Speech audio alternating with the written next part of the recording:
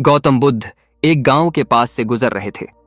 उस समय कुछ लोग रास्ते में एक लकड़ी का टुकड़ा फेंक कर खेल रहे थे। लकड़ी के टुकड़े पर लोगों का ध्यान था और वे उसे इधर उधर फेंकते जा रहे थे। कुछ लोग उस लकड़ी पर बैठने के लिए झगड़ रहे थे और कुछ लोग उसे खींच रहे थे। गौतम बुद्ध ने यह दृश्य देखा और एक शिष्य से कहा, क्या तुम देख रहे हो? यह लकड़ी का टुकड़ा जिस तरह से इधर उधर फेंका जा रहा है, वैसे ही हम अपनी सोच और भावनाओं को बिना किसी ध्यान के इधर उधर फेंकते रहते हैं।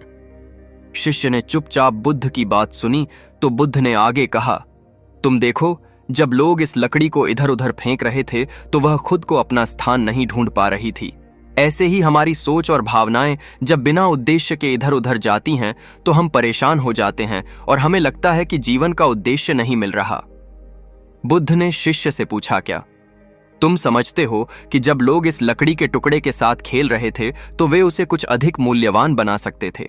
शिष्य ने सिर झुकाकर उत्तर दिया, नहीं भगवान, यह लकड़ी बस एक साधारण लकड़ी ही थी।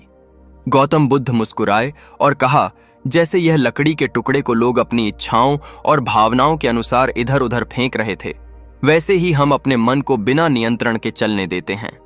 अगर हम अपनी सोच और भावनाओं को सही दिशा में लगाते हैं तो हम अपने जीवन को एक उद्देश्य और शांति दे सकते हैं। बुद्ध ने आगे कहा, हमारे जीवन में जैसे यह लकड़ी का टुकड़ा कोई विशेष मूल्य नहीं रखता जब तक हम उसे सही तरीके से प्रयोग नहीं करते, वैसे ही जब तक हम अपनी सोच और कार्यों को सही दिशा में नहीं मोड़ते, तब तक हम अपनी आंतरिक शांति और उद्देश्य को महसूस नहीं कर सकते।